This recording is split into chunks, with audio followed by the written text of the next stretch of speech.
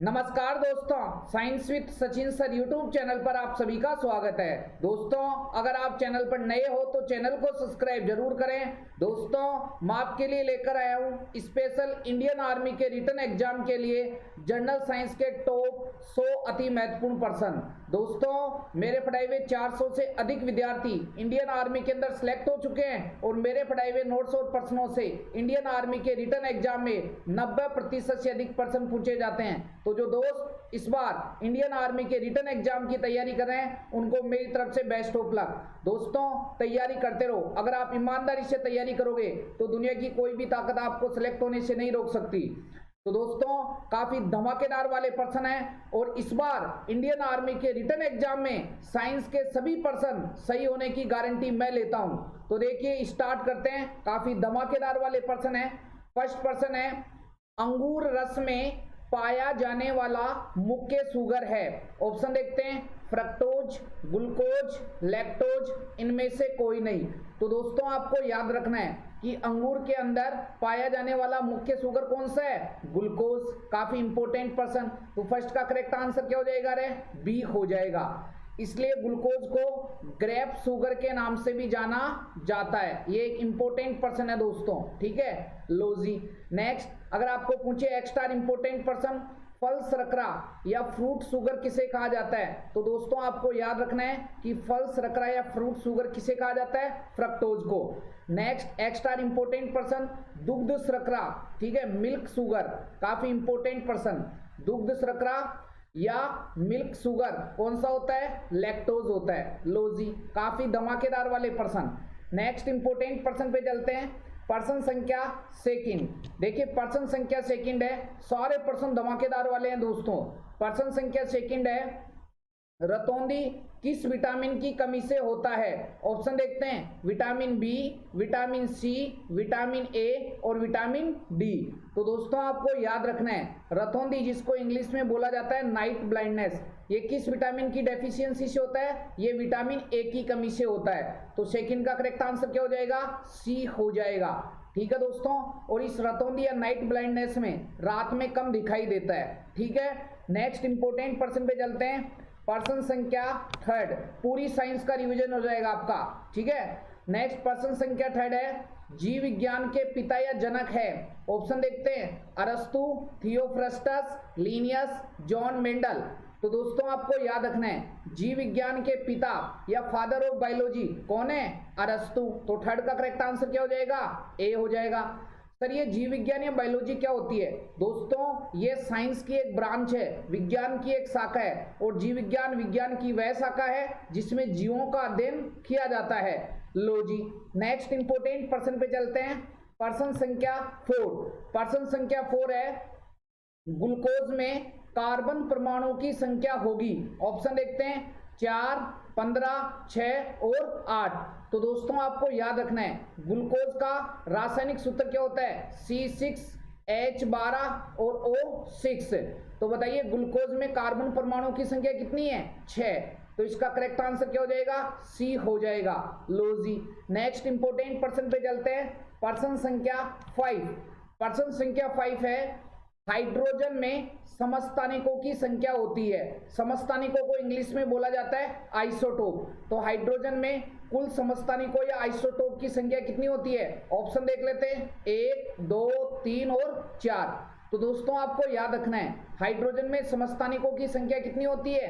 3। लो जी, तो 5 का correct answer क्या हो जाएगा? सी हो जाएगा। हाइड्रोजन के कौन कौन से समस्थानिक होते हैं? 1H1, ठीक है, एक होता है 1H2 और एक होता है 1H3। ये हाइड्रोजन के 3 समस्थानिक होते हैं। इसको बोला जाता है 1H1 को प्रोटियम, 1H2 को ड्यूटेरियम और 1H3 को ट्राइटियम, ठीक है। ये याद रखना है आपको। लो जी, नेक्स्ट इंपोर्टेंट प्रश्न पे चलते हैं। प्रश्न संख्या 6। प्रश्न संख्या 6 है, अमीबा है। ऑप्शन देखते हैं, यूनिसेलुलर या एक कोशिका, मल्टी सेलुलर या बहुकोशिका, व दोनों, इनमें से कोई नहीं। तो दोस्तों, आपको याद रखना है, जो अमीबा होता है ये यूनिसेलुलर ऑर्गेनिज्म है, एक कोशिकीय जीव है। इसका शरीर केवल एक कोशिका से मिलकर बना होता है। तो 6 का करेक्ट आंसर क्या हो जाएगा? ए हो जाएगा। तो सर बहुकोशिकीय या मल्टी सेलुलर ऑर्गेनिज्म कौन से होते हैं? जिनका शरीर दोस्तों बहुत सारी कोशिकाओं से मिलकर बना होता है, जैसे मनुष्य, गाय, बकरी, भैंस। ये किस में आते हैं? ये मल्टी सेलुलर या बहुकोशिकीय प्राणी में आते हैं। ठीक है, नेक्स्ट इंपोर्टेंट प्रश्न पे चलते हैं। प्रश्न संख्या 7। प्रश्न संख्या 7 है, निम्न में से कौन सा यौगिक नहीं है? ऑप्शन देखते हैं, Fe, NaCl, H2SO4, CaCO3। तो दोस्तों यौगिक देखिए, NaCl भी एक यौगिक है। NaCl बोले तो सोडियम क्लोराइड, साधारण नमक। H2SO4 सल्फ्यूरिक अम्ल, जिसे गंधक का अम्ल भी कहा जाता है। CaCO3 calcium carbonate. ठीक है, लो जी, ये तो तीनों तो क्या है? कंपाउंड या यौगिक है। जबकि Fe आयरन, ये क्या है? तत्व है एक। ठीक है, तो 7 का करेक्ट आंसर क्या हो जाएगा? ए हो जाएगा। प्रश्न हमारे को यही पूछा है कि कौन सा यौगिक नहीं है। लो जी, नेक्स्ट इंपोर्टेंट प्रश्न पे चलते हैं। प्रश्न संख्या 8। देखिए प्रश्न संख्या 8 है, प्रोटॉन होता है, क्या होता है? धनात्मक, ऋणात्मक, उदासीन, इनमें से कोई नहीं। तो दोस्तों सबको याद होना चाहिए कि प्रोटॉन क्या होता है? धनात्मक होता है। लो जी, तो 8 का करेक्ट आंसर क्या हो जाएगा? ए हो जाएगा। अगर प्रश्न ये पूछता कि इलेक्ट्रॉन होता है ऋणात्मक, न्यूट्रॉन होता है उदासीन, सारे प्रश्न याद करने हैं। सारी साइंस का रिवीजन होगा आज इन 100 प्रश्नों में। तो जो भी दोस्त जुड़ गए हैं फटाफट आंसर कमेंट बॉक्स में कमेंट करते रहो, और दोस्तों वीडियो को ज्यादा से ज्यादा शेयर भी करो। धमाकेदार वाले प्रश्न है। और जो भी दोस्त मेरे चैनल से जुड़े हुए हैं और इंडियन आर्मी के रिटन एग्जाम की तैयारी कर रहे हैं, दोस्तों साइंस में एक भी प्रश्न गलत नहीं होगा। आप रेगुलर वीडियो को देखो, और जो बच्चे नए हैं वे चैनल को भी सब्सक्राइब कर लें, जिससे आने वाले न्यू वीडियो के बारे में आपको नोटिफिकेशन प्राप्त हो सके। एक भी प्रश्न गलत नहीं होगा। आप जो भी प्रश्न अपलोड कराऊं, इन सभी प्रश्न को अपनी कॉपी के अंदर लिखो और बार बार रिवीजन लगाओ। ठीक है, हाँ जी। प्रश्न संख्या 9। देखिए प्रश्न संख्या 9 है, हाँ जी, कार्बन मोनोऑक्साइड का रासायनिक सूत्र होगा। ऑप्शन देखते हैं, CO2, CO, O3 और O2। तो कार्बन मोनोऑक्साइड का रासायनिक सूत्र क्या होगा रे? CO। ठीक है, तो 9 का करेक्ट आंसर क्या हो जाएगा? बी हो जाएगा। सर CO2 कार्बन डाइऑक्साइड को बोलते हैं, O3 सर ओजोन को बोलते हैं, O2 सर ऑक्सीजन को बोलते हैं। सारे प्रश्न याद करने हैं भैया। ठीक है, लो जी, नेक्स्ट इंपोर्टेंट प्रश्न पे चलते हैं। प्रश्न संख्या 10। प्रश्न संख्या 10 है, सेब में कौन सा अम्ल पाया जाता है? ऑप्शन देखते हैं, लैक्टिक अम्ल, साइट्रिक अम्ल, मैलिक अम्ल और टार्टरिक अम्ल। तो दोस्तों आपको याद रखना है, सेब में कौन सा अम्ल पाया जाता है? मैलिक अम्ल। तो 10 का करेक्ट आंसर क्या हो जाएगा? सी हो जाएगा। जबकि एक्स्ट्रा इंपोर्टेंट प्रश्न बात करते हैं, ये लैक्टिक अम्ल किस में होता है? तो ये खट्टे दूध और दही में होता है। साइट्रिक अम्ल किस में होता है? खट्टे फलों में होता है, जैसे नींबू, नारंगी, मौसमी। ठीक है, टार्टरिक अम्ल, ये टार्टरिक अम्ल होता है अंगूर और इमली के अंदर। लो जी, एक्स्ट्रा इंपोर्टेंट प्रश्न भी आपको याद करने हैं। ठीक है, नेक्स्ट इंपोर्टेंट प्रश्न पे चलते हैं। प्रश्न संख्या 11। प्रश्न संख्या 11 है, हीरा व ग्रेफाइट कार्बन के हैं, क्या हैं? समस्थानिक के आइसोटोप, अपरूप या एलोट्रोप, अलॉय, इनमें से कोई नहीं। तो दोस्तों आपको याद रखना है, हीरा व ग्रेफाइट कार्बन के क्या हैं? अपरूप हैं। लो जी, तो 11वें का करेक्ट आंसर क्या हो जाएगा? बी हो जाएगा। और आपको यह भी याद रखना है कि हीरा होता है, ये विद्युत का क्या होता है? कुचालक होता है, बैड कंडक्टर ऑफ इलेक्ट्रिसिटी। जबकि ग्रेफाइट होता है good conductor of electricity. Graphite विद्युत की क्या होती है? सुचालक होती है। सारे प्रश्न याद करने, एक भी प्रश्न बाहर नहीं जाएगा। हाँ जी, नेक्स्ट इंपोर्टेंट प्रश्न पे चलते हैं। प्रश्न संख्या 12। प्रश्न संख्या 12 है, स्वाइन फ्लू का वायरस का नाम है। ऑप्शन देखते हैं, H5N1, H1N1, HIV, H2N2। तो स्वाइन फ्लू के वायरस का नाम क्या है? H1N1। लो जी, तो 12वें का करेक्ट आंसर क्या हो जाएगा? बी हो जाएगा। ठीक है, नेक्स्ट प्रश्न संख्या 13। प्रश्न संख्या 13 है, एक्सरे किरणों की खोज की थी, किसने की थी? ऑप्शन देख लेते हैं, मार्कोनी, हर्शेल, न्यूटन, रोंटेजन। तो एक्सरे किरणों की खोज किसने की? रोंटेजन ने। तो 13वें का करेक्ट आंसर क्या हो जाएगा? डी हो जाएगा। लो जी, नेक्स्ट प्रश्न संख्या 14। देखिए प्रश्न संख्या 14 है दोस्तों, काफी धमाकेदार वाला प्रश्न है। भारत में राष्ट्रीय विज्ञान दिवस कब मनाया जाता है? ऑप्शन देखते हैं, 30 जनवरी, 28 फरवरी, 1 दिसंबर, 25 दिसंबर। तो भारत में राष्ट्रीय विज्ञान दिवस कब मनाया जाता है? 28 फरवरी को। तो 14वें का करेक्ट आंसर क्या हो जाएगा? बी हो जाएगा। और विश्व एड्स दिवस कब मनाया जाता है? 1 दिसंबर को मनाया जाता है। सारे प्रश्न याद करने एक्स्ट्रा इंपोर्टेंट भी। लो जी, प्रश्न संख्या 15। हाँ जी, प्रश्न संख्या 15 है दोस्तों, इलेक्ट्रॉन की खोज किसने की थी? ऑप्शन देखते हैं, Rutherford, Newton, Thomson, James Chadwick. तो इलेक्ट्रॉन की खोज किसने की? जे थॉमसन ने। तो 15वें का करेक्ट आंसर क्या हो जाएगा? सी हो जाएगा। जबकि आपको याद रखना है, हाँ जी, नाभिक की खोज किसने की? दोस्तों न्यूक्लियस, नाभिक की खोज किसने की? रदरफोर्ड ने की थी। इंपोर्टेंट प्रश्न है, धमाकेदार वाला। नेक्स्ट है, हाँ जी, नेक्स्ट जेम्स चैडविक, जो न्यूट्रॉन होता है, न्यूट्रॉन की खोज किसने की? जेम्स चैडविक ने। ठीक है, ये एक्स्ट्रा इंपोर्टेंट प्रश्न है, आपको याद रखना पड़ेगा। लो जी, नेक्स्ट इंपोर्टेंट प्रश्न पे चलते हैं। प्रश्न संख्या 16। देखिए, प्रकाश संश्लेषण फोटोसिंथेसिस के लिए कौन सी गैस आवश्यक है? ऑप्शन देखते हैं, O2, CO2, CO और N2। तो दोस्तों आपको याद रखना है, ये प्रकाश संश्लेषण को इंग्लिश में बोला जाता है फोटोसिंथेसिस। और ये सर प्रकाश संश्लेषण होता क्या है? तो दोस्तों पेड़ पौधों में जो भोजन बनाने की प्रक्रिया होती है उसी को बोला जाता है प्रकाश संश्लेषण या फोटोसिंथेसिस। मतलब कहने का यह है सीधा सीधा कि प्रकाश संश्लेषण की प्रक्रिया के द्वारा पेड़ पौधे अपना भोजन तैयार करते हैं। अब होती कैसी है इसकी समीकरण? याद कर लेना, सिंपल सी समीकरण है, CO2 प्लस H2O, और ये प्रकाश की उपस्थिति में होती है। और हरित लवक या क्लोरोप्लास्ट, हरित लवक या क्लोरोप्लास्ट जिसको बोला जाता है, इस कोशिकांग के अंदर होती है। बनता क्या है? C6H12O6 plus O2। तो दोस्तों ये है प्रकाश संश्लेषण या फोटोसिंथेसिस अभिक्रिया की साधारण समीकरण। अब देखो, इसमें ये जो पेड़ पौधे हैं वो प्रकाश संश्लेषण के लिए कौन सी गैस काम में ले रहे हैं? CO2, carbon dioxide.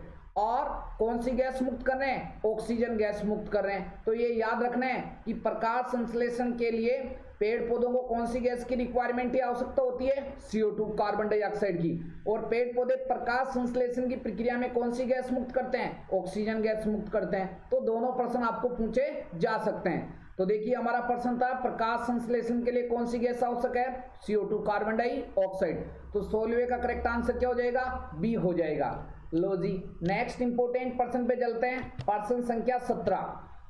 सारे प्रश्न धमाकेदार वाले हैं। प्रश्न संख्या 17 है, जंतु कोशिकाओं में संचित भोजन किस रूप में होता है? ऑप्शन देखते हैं, स्टार्च, ग्लाइकोजन, प्रोटीन और वसा। तो जंतु कोशिकाओं में संचित भोजन किस रूप में होता है? ग्लाइकोजन के रूप में। काफी इंपोर्टेंट प्रश्न।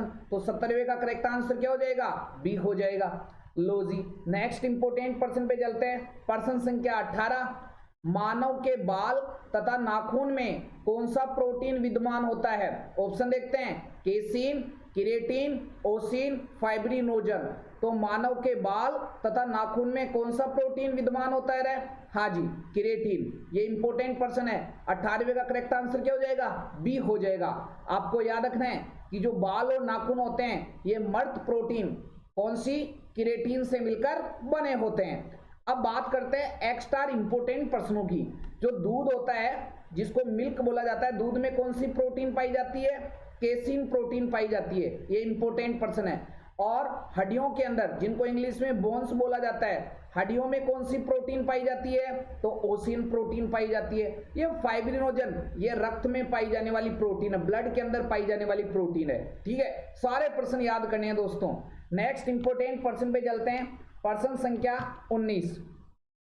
प्रश्न संख्या 19 है, थायमीन है। क्या है थायमीन? विटामिन सी है, विटामिन बी है, विटामिन ए है या विटामिन डी है? तो दोस्तों आपको याद रखना है, विटामिन B1 या बी का रासायनिक नाम क्या होता है? थायमीन होता है। तो ये थायमीन क्या है? ये विटामिन बी है। लो जी, तो 19वें का करेक्ट आंसर क्या हो जाएगा? बी हो जाएगा। और विटामिन B1 या बी की कमी से कौन सा रोग होता है? Beriberi. ये भी आपकी एग्जाम में पूछा गया है कि बताइए बेरी बेरी जो रोग होता है ये कौन से विटामिन की कमी से? B1 या बी की कमी से होता है। लो जी, नेक्स्ट इंपोर्टेंट प्रश्न पे चलते हैं। प्रश्न संख्या 20। हाँ जी, धमाकेदार वाले प्रश्न। प्रश्न संख्या 20 है, दूध में कौन सा विटामिन नहीं पाया जाता? ऑप्शन देखते हैं, vitamin A, vitamin B12, vitamin C और विटामिन के। तो दोस्तों आपको याद रखना है, दूध में कौन सा विटामिन नहीं पाया जाता? Vitamin C. ठीक है, दूध में सारे विटामिन पाए जाते हैं, किसको छोड़कर? विटामिन सी को छोड़कर। तो 20वें का करेक्ट आंसर क्या हो जाएगा? सी हो जाएगा। ठीक है, याद करने सारे प्रश्न। लो जी, नेक्स्ट इंपोर्टेंट प्रश्न पे चलते हैं। प्रश्न संख्या 21, पदार्थ का सबसे छोटा कण होता है।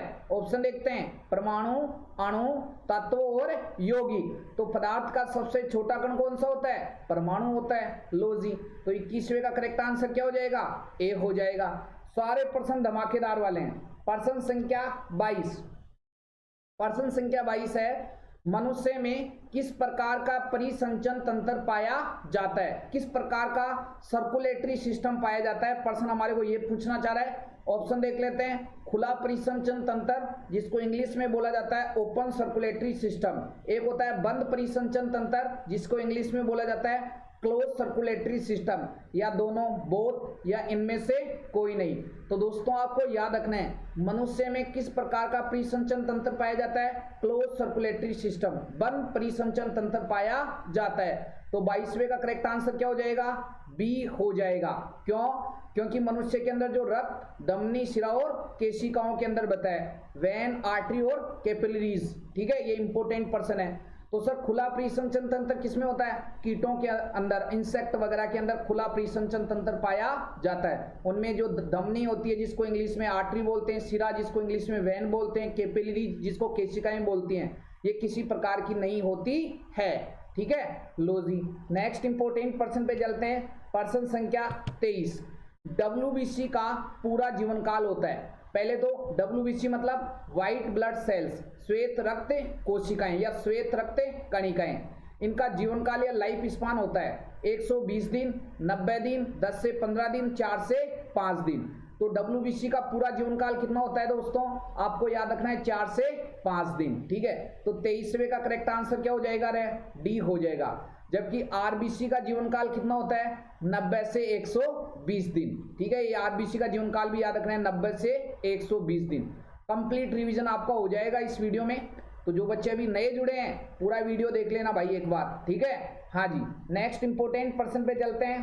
प्रश्न संख्या 24, प्रश्न संख्या 24 है, RBC का कब्रिस्तान किसे कहा जाता है? ऑप्शन देखते हैं, यकृत, अमाशय, अग्नाशय और तिल्ली। तो RBC का कब्रिस्तान किसे कहा जाता है? तिल्ली। ठीक है, तो 24वें का करेक्ट आंसर क्या हो जाएगा? डी हो जाएगा। अरे तिल्ली जिसको प्लिया बोलते हैं और इंग्लिश में क्या बोलते हैं? स्प्लीन बोलते हैं, एक ही बात है। ठीक है, ये इंपोर्टेंट पर्सन है। RBC का कब्रिस्तान किसे कहा जाता है? तिल्ली, प्लिया या स्प्लीन को कहा जाता है। और एक इंपोर्टेंट पर्सन और आपको याद रखना है, क्या? ये भी याद रखना है कि शरीर का रक्त बैंक, ब्लड बैंक किसे कहा जाता है? इस प्लिया या तिल्ली को ही कहा जाता है। तो 2 पर्सन याद रखने। RBC का कब्रिस्तान कौन होता है? प्लिया, तिल्ली या स्प्लीन। शरीर का रक्त बैंक या ब्लड बैंक कौन होता है? तिल्ली, प्लिया या स्प्लीन। सारे प्रश्न याद करने। नेक्स्ट इंपोर्टेंट प्रश्न पे चलते हैं। प्रश्न संख्या 25, देखिए प्रश्न संख्या 25 है, एंथोलॉजी में किसका अध्ययन किया जाता है? ऑप्शन देख लेते हैं, जीवाश्म का, पुष्पों का, फलों का, पक्षियों का। तो एंथोलॉजी में किसका अध्ययन किया जाता है? पुष्पों का, लोजी फ्लावर का। तो 25वें का करेक्ट आंसर क्या हो जाएगा? बी हो जाएगा।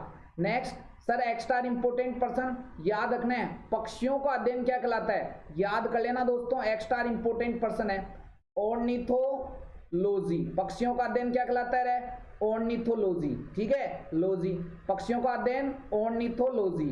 फलों का अध्ययन पोमोलॉजी। फलों का अध्ययन क्या कहलाता है? पोमोलॉजी। नेक्स्ट, हाँ जी, फूलों का अध्ययन या पुष्पों का अध्ययन एंथोलॉजी होता है। ये जीवाश्मों का अध्ययन होता है पैलेंटोलॉजी। जीवाश्मों का अध्ययन क्या होता है? पैलेंटोलॉजी। शाबाश से नो, बहुत बढ़िया। हाँ जी, बहुत सारे सैकड़ों हजारों विद्यार्थी इस चैनल से जुड़े हुए हैं और बेनिफिट उठा रहे हैं। और मेरे को बड़ी खुशी है कि बहुत सारे बच्चे बहुत स्टेट से बिलोंग करते हैं, अदर स्टेट से, राजस्थान के बाहर वाले बच्चे भी जुड़े हुए हैं। और उनको बहुत शानदार तरीके से साइंस याद हो रही है, साइंस समझ में आ रही है। तो मेरा उद्देश्य यही है कि जो भी बच्चे जुड़े हुए हैं उन सबका सिलेक्शन होना चाहिए, और जो भी मैं पढ़ा रहा हूँ उसमें से 100% आएगा दोस्तों, क्योंकि मेरे को लगभग 4 साल पढ़ाते हुए हो गए हैं आर्मी के अंदर। तो पूरा नॉलेज है कि किस प्रकार के प्रश्न पूछे जाते हैं, किस प्रकार के प्रश्न में बच्चे गलती करते हैं। तो आप तो दिमाग लगाओ मत, जो भी मैं पढ़ा रहा हूँ उसको सबको आप लिख लो, ठीक है। एक भी प्रश्न गलत नहीं होगा साइंस में। अपने को व्यूज बढ़ाने नहीं है, अपने को ऐसे माहौल नहीं बनाना, माहौल ऐसा बनाना है कि भैया आपका फ्यूचर का सवाल है, जो भी मैं पढ़ाऊँ उसमें से आना चाहिए, तब तो मजा आएगा भैया, ठीक है। तो सिलेक्शन होगा, टेंशन ना ले आप, बहुत शानदार तरीके से तैयारी करते रहें अपनी। लो जी, नेक्स्ट इंपोर्टेंट पर्सन पे चलते हैं। पर्सन संख्या 26। एसआई मापन पद्धति में भौतिक राशियों की संख्या कितनी है? ऑप्शन देखते हैं 9, 7, 6 और 5। एसआई मापन पद्धति में भौतिक राशियों की संख्या कितनी होती है? 7, ठीक है, याद करना है। तो 26वें का करेक्ट आंसर क्या हो जाएगा? बी हो जाएगा। अब देखो एक बात मेरे को यहाँ और याद आ गई, कई बच्चे बोलते हैं कि सर अदर मॉडल पेपर हम जब सोल्व करते हैं तो हमारे क्वेश्चन बहुत कम सही होते हैं, मैथ में, रीजनिंग में, जीके वगैरह में। तो आप टेंशन ना लें, तैयारी करते रहें, ठीक है। आपका पेपर हार्ड नहीं आएगा, पेपर वैसा ही आएगा। अगर हार्ड आता है तो सबके लिए हार्ड होगा, इजी होगा तो सबके लिए इजी होगा। आप तैयारी करते रहो, ठीक है। साइंस में आप मेरे जो पर्सन है ना, पहले जो army booster dose science test series है उसके 84 टेस्ट के वीडियो में कंप्लीट हल करा चुका हूं, ठीक है। 84 टेस्ट के वीडियो को सबको देखना है, प्लेलिस्ट बनी हुई है अलग से, शानदार वाले पर्सन है। एक एक टेस्ट में 15-15 पर्सन है, ठीक है। और एक 500 प्लस पर्सन का एक शानदार वाला वीडियो जिसमें जूलॉजी, ठीक है, जिसमें जूलॉजी क्या पूरी बायोलॉजी और पूरी केमिस्ट्री, पूरी फिजिक्स का शानदार वाला मसाला आपके लिए तैयार है, ठीक है। पूरा वीडियो देख लेना, आपकी साइंस तैयार हो जाएगी। और ये 100% वाले वीडियो को जब आपको कुछ पर्सन नए लगते हैं तो कॉपी के अंदर लिख लो, ठीक है। अब आप जैसे कोई भी मॉडल पेपर सोल्व करते हो उसमें मान लीजिए, ठीक है, 15 में से 13% सही हो रहे हैं, 10 सही हो रहे हैं, तो घबराने की जरूरत नहीं है। वो आपके 15 में से 15% सही होने वाले हैं, ठीक है। रेगुलर वीडियो को देखो आप, मजा आ जाएगा आपको, एक भी पर्सन गलत नहीं होगा, पक्का 101% गारंटी है। हाँ जी, ठीक है, हाँ जी। तो नेक्स्ट पर्सन संख्या 27। पर्सन संख्या 27 है शुद्ध जल उदाहरण है। ऑप्शन देखते हैं, चालक का, अतिचालक का, कुचालक का या अर्धचालक का। तो शुद्ध जल विद्युत का क्या होता है? कुचालक होता है। तो 27वें का करेक्ट आंसर क्या हो जाएगा? सी हो जाएगा। इंपोर्टेंट पर्सन है भैया। नेक्स्ट इंपोर्टेंट पर्सन पे चलते हैं, पर्सन संख्या 28। हाँ जी, पर्सन संख्या 28 है मानव पित्तरस किस प्रकृति का होता है? ऑप्शन देखते हैं, क्षारीय, अम्लीय, लवणीय, उदासीन। तो मानव पित्तरस किस प्रकृति का होता है? सबसे पहले तो सर पित्तरस को इंग्लिश में क्या बोलते हैं दोस्तों? बोलते हैं बाइल जूस। क्या बोलते हैं? Bile juice. सर ये होता क्या है? तो दोस्तों आपको ये याद रखना है, जो लीवर होती है ना, जिसको यकृत बोलते हैं लीवर को, ठीक है, या जिसको जिगर बोलते हैं, जिसको कलेजा बोलते हैं, एक ही बात है। ये लीवर या जिगर किसका निर्माण करती है? पित्तरस या बाइल जूस का। और इस पित्तरस का पीएच मान होता है, याद कर लेना, 7.5 से 8.5, बोले तो 7.5 से 8.5। अब देखो 7.5 से 8.5 किसमें आता है? क्षारीय में आता है ना। तो मानव पित्तरस किस प्रकृति का होता है? क्षारीय प्रकृति का। सारे प्रश्न याद करने हैं। और ये भी पूछा जाता है कि बताइए बाइल जूस या पित्तरस का निर्माण शरीर का कौन सा अंग करता है? तो लीवर, जिगर या कलेजा, एक ही बात है। तो 28वें का करेक्ट आंसर क्या हो जाएगा? ए हो जाएगा। लो जी, नेक्स्ट इंपोर्टेंट पर्सन पे चलते हैं, पर्सन संख्या 29। हाँ जी, पर्सन संख्या 29 है लोहे का शुद्ध रूप होता है। ऑप्शन देखते हैं, कच्चा लोहा, डलवा लोहा, पिटवा लोहा, इनमें से कोई नहीं। तो लोहे का शुद्ध रूप कौन सा होता है? पिटवा लोहा। तो 29वें का करेक्ट आंसर क्या हो जाएगा? सी हो जाएगा। नेक्स्ट इंपोर्टेंट पर्सन पे चलते हैं, पर्सन संख्या 30। हाँ जी, धमाकेदार वाले पर्सन। पर्सन संख्या 30 है निम्न में से कौन मानव शरीर के समन्वय गतिविधियों को नियंत्रित करता है? ऑप्शन देखते हैं, हार्मोन, रंध्र, ग्रंथि, इनमें से कोई नहीं। तो दोस्तों आपको याद रखना है कि मानव शरीर के समन्वय गतिविधियों को नियंत्रित कौन करता है? हार्मोन नियंत्रित करते हैं, ठीक है। तो 30वें का करेक्ट आंसर क्या हो जाएगा? ए हो जाएगा। लो जी, नेक्स्ट इंपोर्टेंट पर्सन पे चलते हैं, पर्सन संख्या 31। देखिए, हवा में कितने प्रतिशत कार्बन डाइऑक्साइड है? ऑप्शन देखते हैं, 21%, 0.9%, 0.03%, 0.05%। तो दोस्तों आपको याद रखना है हवा में कितने प्रतिशत कार्बन डाइऑक्साइड है? 0.03%। तो 31वें का करेक्ट आंसर क्या हो जाएगा? सी हो जाएगा।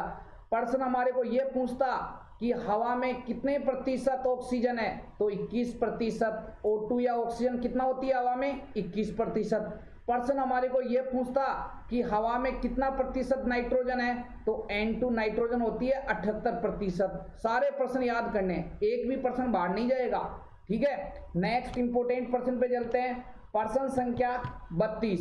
देखिए प्रश्न संख्या 32 है, मनुष्य में गुणसूत्रों की संख्या कितनी होती है? ऑप्शन देख लेते हैं, 48, 36, 46 और 47। तो मनुष्य में गुणसूत्रों की संख्या कितनी होती है रे? 46। गुणसूत्र को इंग्लिश में बोला जाता है क्रोमोसोम। क्या बोला जाता है? क्रोमोसोम, ठीक है, ये इंपॉर्टेंट बात है। तो मनुष्य के अंदर कुल कितने क्रोमोसोम पाए जाते हैं? 46। कभी कभार ये प्रश्न भी पूछ लिया जाता है कि मनुष्य में कुल कितने गुणसूत्र जोड़ी पाए जाते हैं? तो मनुष्य में कुल कितने जोड़ी गुणसूत्र होते हैं? 23 जोड़ी गुणसूत्र होते हैं, ठीक है। दोनों प्रश्न याद करने, इंपॉर्टेंट प्रश्न है, ठीक है। लो जी, नेक्स्ट इंपॉर्टेंट प्रश्न पे चलते हैं। प्रश्न संख्या 33।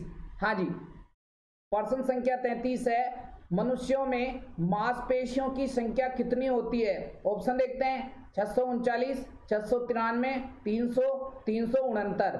तो मनुष्य में मांसपेशियों की संख्या कितनी होती है? कुल मसल्स की संख्या 639। तो 33वें का करेक्ट आंसर क्या हो जाएगा? ए हो जाएगा। और आपको एक प्रश्न और याद रखना है, मनुष्य में कुल हड्डियों की संख्या कितनी होती है? 206। और बच्चों में कुल हड्डियों की संख्या 300। सारे प्रश्न याद करने हैं, ठीक है। नेक्स्ट इंपोर्टेंट प्रश्न पे चलते हैं। प्रश्न संख्या 34। प्रश्न संख्या 34 है, किडनी की मौलिक इकाई क्या कहलाती है? प्रश्न हमारे को यह पूछना चाह रहा है, इंग्लिश में आपको भी बता देता हूं कि किडनी की स्ट्रक्चरल एंड फंक्शन यूनिट क्या होती है? मौलिक इकाई मतलब किडनी की संरचनात्मक व क्रियात्मक इकाई क्या होती है, ठीक है। ऑप्शन देख लेते हैं, नेफ्रॉन, न्यूरॉन, नेफ्रेटिस, लसिका। तो किडनी की मौलिक इकाई क्या कहलाती है? काफी इंपोर्टेंट प्रश्न, नेफ्रॉन, ठीक है। तो 34वें का करेक्ट आंसर क्या हो जाएगा? ए हो जाएगा। सर न्यूरॉन, तो ये तंत्रिका तंत्र की संरचनात्मक और क्रियात्मक इकाई होती है। जो नर्वस सिस्टम होता है उसकी स्ट्रक्चरल और फंक्शन यूनिट कौन होती है? न्यूरॉन होती है, ठीक है। लो जी, नेक्स्ट इंपोर्टेंट प्रश्न पे चलते हैं। प्रश्न संख्या 35। देखिए, कौन सा जीवाणु दूध को दही में परिवर्तित करता है? ऑप्शन देखते हैं, वायुजीवी, ई कोलाई, लैक्टोबैसिलस, इनमें से कोई नहीं। तो दूध को दही में परिवर्तित करने वाला बैक्टीरिया या जीवाणु कौन सा होता है? लैक्टोबैसिलस। तो 35वें का करेक्ट आंसर क्या हो जाएगा? सी हो जाएगा।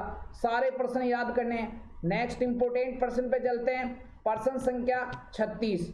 हाँ जी, देखिए, एक परमाणु में 20 प्रोटॉन व 19 न्यूट्रॉन है तो उसकी द्रव्यमान संख्या होगी। ऑप्शन देखते हैं, 1, 19, 20 और 39। तो सबसे पहले तो आपको ये याद करना है कि द्रव्यमान संख्या को किस अंग्रेजी अक्षर के द्वारा व्यक्त किया जाता है? ए से। और द्रव्यमान संख्या क्या होती है? P+N। P+N का मतलब होता है, P का मतलब प्रोटॉन और N का मतलब न्यूट्रॉन। मतलब दोस्तों, अगर आपको किसी भी परमाणु के अंदर, इंपॉर्टेंट प्रश्न है भैया, किसी भी परमाणु के अंदर अगर आप द्रव्यमान संख्या निकालना चाह रहे हो तो उसकी प्रोटॉन और न्यूट्रॉन की संख्या का योग हो जाएगा, तो वो क्या आ जाएगी? द्रव्यमान संख्या। अब देखो प्रश्न कितना शानदार है। प्रश्न हमारे को खुद दे रखा है कि प्रोटॉन कितने होते हैं? 20 और न्यूट्रॉन कितने हैं? 19। और पूछा है कि द्रव्यमान संख्या क्या है, तो ए क्या होगी बताओ? प्रोटॉन प्लस न्यूट्रॉन की संख्या का योग ही तो होता है द्रव्यमान संख्या। तो कितना हो जाएगा? 20 और 39, 20 और 19, सॉरी, तो कितना हो जाएगा? 39। 20 और 19 कितने हो गए? 39। तो इसकी द्रव्यमान संख्या क्या हो जाएगी? 39। तो 36वें का करेक्ट आंसर क्या हो जाएगा? डी हो जाएगा, ठीक है। कहने का मतलब सीधा सीधा ये है कि प्रोटॉन और न्यूट्रॉन की संख्या का योग क्या होती है? द्रव्यमान संख्या होती है, ठीक है। लो जी, नेक्स्ट इंपोर्टेंट प्रश्न पे चलते हैं। प्रश्न संख्या 37। प्रश्न संख्या 37 है, कार्बन डेटिंग विधि निम्न की आयु निर्धारण हेतु प्रयुक्त होती है। ऑप्शन देख लेते हैं, जीवाश्म, पेड़ पौधे, चट्टान या इनमें से कोई नहीं।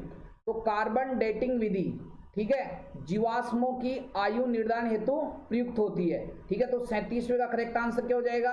ए हो जाएगा। धमाकेदार वाला प्रश्न है।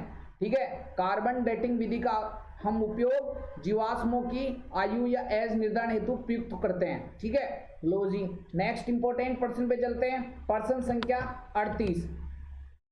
प्रश्न संख्या 38 है, शहद का मुख्य घटक होता है। ऑप्शन देख लेते हैं, ग्लूकोज, सुक्रोज, फ्रक्टोज, लैक्टोज। तो शहद का मुख्य घटक क्या होता है? काफी इंपोर्टेंट प्रश्न, फ्रक्टोज। ठीक है, तो 38वें का करेक्ट आंसर क्या हो जाएगा? सी हो जाएगा। शहद के अंदर पाई जाने वाली मुख्य शर्करा या शुगर कौन सी होती है? फ्रक्टोज होती है। लो जी, नेक्स्ट इंपोर्टेंट प्रश्न पे चलते हैं। प्रश्न संख्या 39। निम्नलिखित में से कौन सी शर्करा तुरंत ऊर्जा प्रदान करती है? ऑप्शन देख लेते हैं, लैक्टोज, माल्टोज, सेलुलोज, ग्लूकोज। तो कौन सी शर्करा तुरंत ऊर्जा प्रदान करती है? ग्लूकोज। ठीक है, 39वें का करेक्ट आंसर क्या हो जाएगा? डी हो जाएगा। प्रश्न ऐसे भी पूछा जा सकता है कि किसी एथलीट या खिलाड़ी को तुरंत ऊर्जा के लिए क्या ग्रहण करना चाहिए? ग्लूकोज ग्रहण करना चाहिए। ठीक है, नेक्स्ट इंपोर्टेंट प्रश्न पे चलते हैं। प्रश्न संख्या 40। लोहे का अयस्क है। ऑप्शन देख लेते हैं, हेमेटाइट, सिनेबार, बॉक्साइट, गैलेना। तो लोहे का अयस्क कौन सा है? हेमेटाइट। तो 40वें का करेक्ट आंसर क्या हो जाएगा? ए हो जाएगा। सर सिनेबार ये पारा या मरकरी का अयस्क है। ठीक है, पारा या मरकरी का अयस्क कौन सा है? सिनेबार। एल्यूमिनियम का अयस्क कौन सा है दोस्तों? एल्यूमिनियम का अयस्क है बॉक्साइट। ठीक है, लो जी। और ये लेड या सीसा का अयस्क कौन सा होता है? गैलेना। सारे एक्स्ट्रा इंपोर्टेंट प्रश्न भी याद करने। ये आर्मी में बहुत बार पूछा गया आपके कि बॉक्साइट किस धातु का अयस्क है? एल्यूमिनियम का अयस्क है। सिनेबार किस धातु का अयस्क है? पारा या मरकरी का।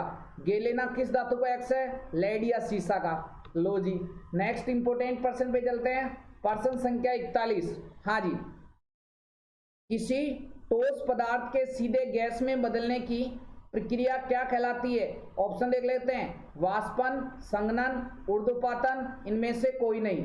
तो दोस्तों आपको याद रखना है, देखिए किसी भी ठोस पदार्थ को जब हम गर्म करते हैं तो अगर वो डायरेक्ट दरों में न बदलकर डायरेक्ट गैस में बदल रहा है तो ठोस से डायरेक्ट गैस में बदलने की जो प्रक्रिया होती है उसको बोला जाता है ऊर्ध्वपातन या सब्लिमेशन। ठीक है, तो 41वें का करेक्ट आंसर क्या हो जाएगा? सी हो जाएगा। ठीक है, ऊर्ध्वपातन के एग्जाम्पल भी आपको याद रखने हैं, उदाहरण काफी इंपोर्टेंट है। कौन कौन से?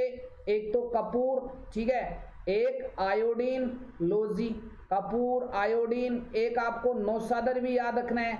ठीक है, और एक आपको याद रखना है नेप्थेलिन। इनमें सब में किसका गुण पाया जाता है? रे सारे इंपोर्टेंट प्रश्न है, एक भी प्रश्न बाहर नहीं जाएगा। कपूर, आयोडीन, नौसादर और नेप्थेलिन, इनमें ऊर्ध्वपातन का गुण पाया जाता है। और ऊर्ध्वपातन का मतलब ठोस से डायरेक्ट गैस में, और जब वापस ठंडा करते हैं तो गैस से ठोस में आ जाते हैं। ठीक है, लो जी, नेक्स्ट इंपोर्टेंट प्रश्न पे चलते हैं। प्रश्न संख्या 42। देखिए, एक परमाणु के नाभिक में होते हैं, क्या होते हैं? प्रोटॉन व न्यूट्रॉन, न्यूट्रॉन व इलेक्ट्रॉन, इलेक्ट्रॉन व प्रोटॉन, प्रोटॉन, इलेक्ट्रॉन व न्यूट्रॉन। तो दोस्तों परमाणु का जो नाभिक है वो दो कणों से मिलकर बना होता है। कौन कौन से? प्रोटॉन प्लस न्यूट्रॉन से। तो एक परमाणु के नाभिक में कौन कौन से कण पाए जाते हैं? प्रोटॉन और न्यूट्रॉन। तो 42वें का करेक्ट आंसर क्या हो जाएगा? ए हो जाएगा। लो जी, नेक्स्ट इंपोर्टेंट प्रश्न है दोस्तों, प्रश्न संख्या 43। हाँ जी, प्रश्न संख्या 43 है, मांसपेशियों का अध्ययन कहलाता है। ऑप्शन देख लेते हैं, माइकोलॉजी, मायोलॉजी, कार्डियोलॉजी, हिपेटोलॉजी। तो मांसपेशियों या मसल्स का अध्ययन क्या कहलाता है? मायोलॉजी या सार्कोलॉजी। तो 43वें का करेक्ट आंसर क्या हो जाएगा? बी हो जाएगा। जबकि आपको याद रखना है, हृदय या हार्ट का अध्ययन क्या कहलाता है?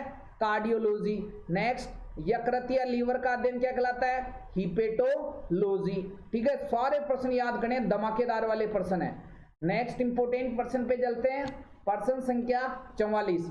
बताइए, किस विटामिन को प्राय हार्मोन कहा जाता है? ऑप्शन देख लेते हैं, ए, बी, सी और डी। तो किस विटामिन को प्राय हार्मोन कहा जाता है? तो विटामिन डी को प्राय हार्मोन कहा जाता है। काफी इंपोर्टेंट प्रश्न है। तो 44वें का करेक्ट आंसर क्या हो जाएगा दोस्तों? डी हो जाएगा। ठीक है, लो जी। तो हार्मोन कौन सा विटामिन है? Vitamin D. Next important person पे चलते हैं, पर्सन संख्या 45। ये भी अच्छा पर्सन है, इस प्रकार के पर्सन पूछे जाते हैं। देखिए, किसी तत्व का परमाणु क्रमांक 17 है और उसकी द्रव्यमान संख्या 36 है, तो उसके न्यूक्लियस में न्यूट्रॉन की संख्या है कितनी होगी? ऑप्शन देख लेते हैं, 17, 19, 36 और 53। तो दोस्तों आपको याद रखना है, सबसे पहले तो देखिए ऐसे प्रश्न हल करने का एक शानदार वाला तरीका आपको मैं बता देता हूं। किसी तत्व का परमाणु क्रमांक 17 है, मेरे को नहीं पता वो तत्व कौन सा है, 17, ठीक है, तो आप X लिख लो। और परमाणु क्रमांक हमेशा नीचे लिखे जाते हैं, तो परमाणु क्रमांक जैसे Z, ठीक है, तो नीचे लिख लो परमाणु क्रमांक 17 है। और उसकी द्रव्यमान संख्या हमेशा ऊपर लिखी जाती है, तो 36 हो गई। ठीक है, द्रव्यमान संख्या 36। और उसके न्यूक्लियस में न्यूट्रॉन की संख्या।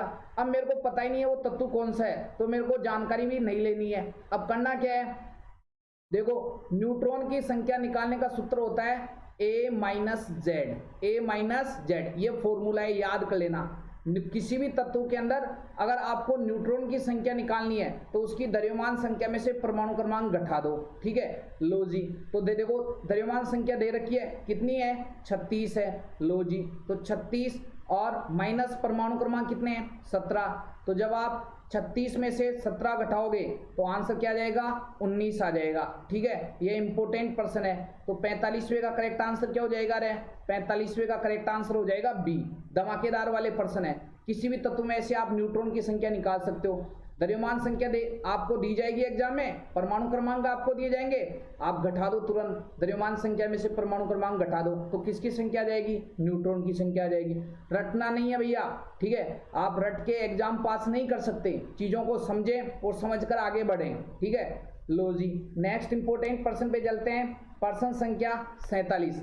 देखिए 46, सॉरी, पर्सन संख्या 46 है।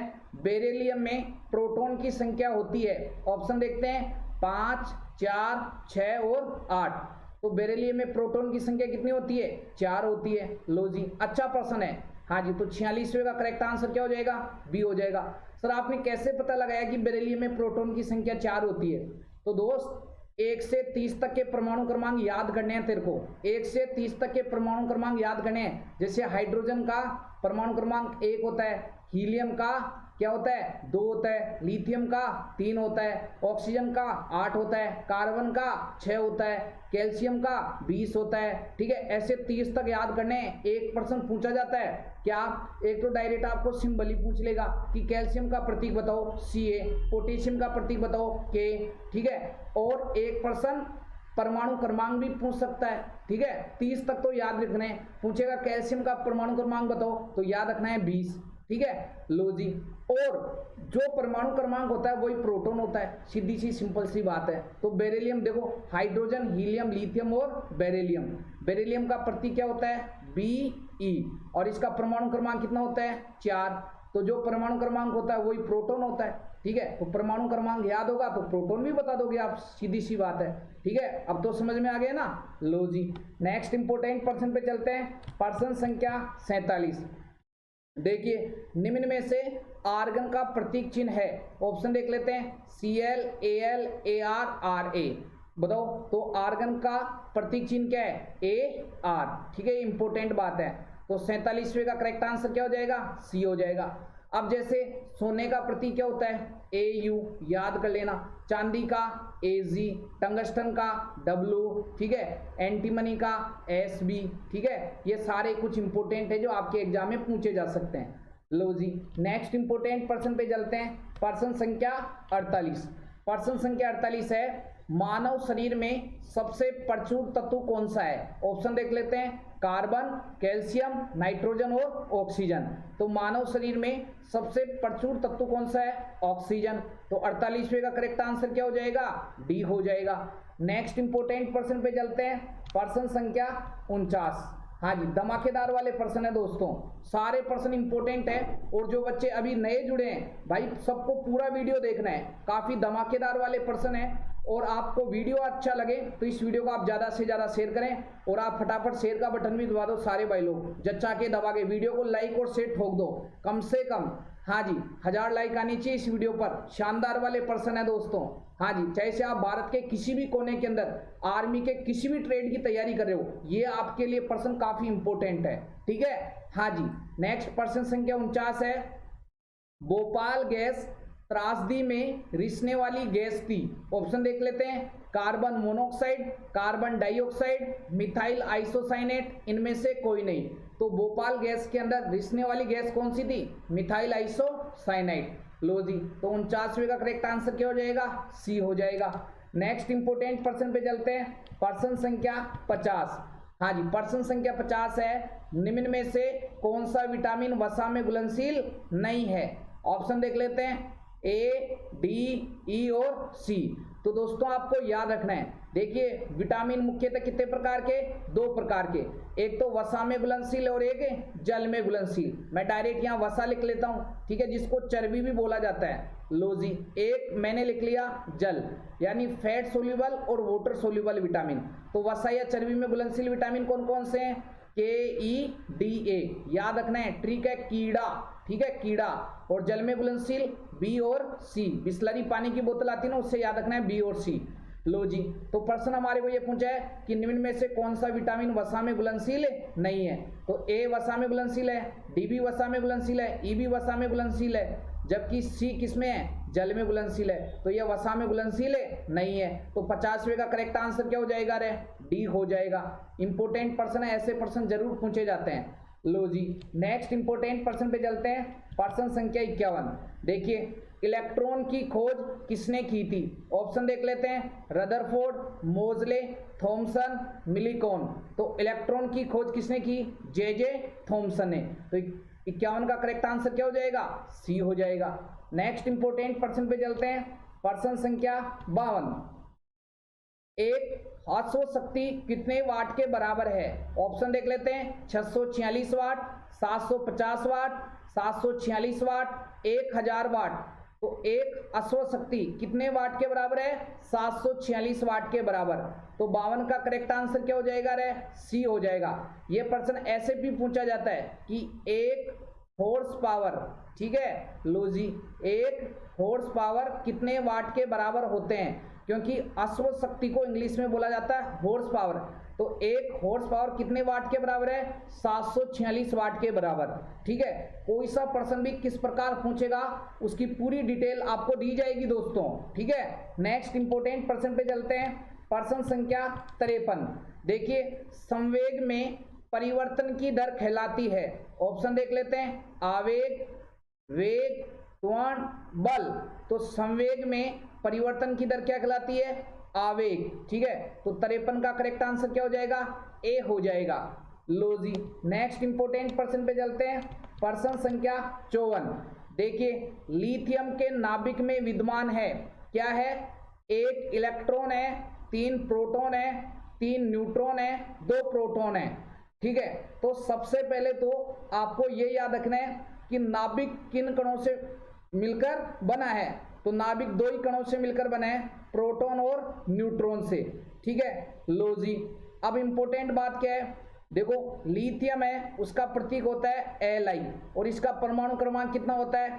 3, ठीक है। और इसकी द्रव्यमान संख्या कितनी होती है? 7 होती है। लो जी, अब अपने को पता लगा सकते हैं अपन, क्या कि बताइए इसका Z कितना है? तो परमाणु क्रमांक को किस अंग्रेजी अक्षर के द्वारा व्यक्त किया जाता है? Z से। तो Z तो 3 हो जाएगा। अब इसकी द्रव्यमान संख्या कितनी है? 7 है। पिछले प्रश्न में मैं बता चुका कि द्रव्यमान संख्या को A से दर्शाते हैं, तो A कितना हो जाएगा? 7। पहले प्रश्न में मैं बता चुका कि प्रोटॉन जितने परमाणु क्रमांक होते हैं उतने ही प्रोटॉन होते हैं, तो प्रोटॉन कितने हो जाएंगे? 3 हो जाएंगे, ठीक है। अब बताओ, न्यूट्रॉन अगर निकालना हो तो न्यूट्रॉन का भी फॉर्मूला मैं बता चुका, द्रव्यमान संख्या में से परमाणु क्रमांक घटा दो, तो 7 में से 3 घटाओगे तो कितना आ जाएगा? 4 आ जाएगा। अब हमारे को प्रश्न ये पूछा है कि लिथियम के नाभिक में विद्यमान है।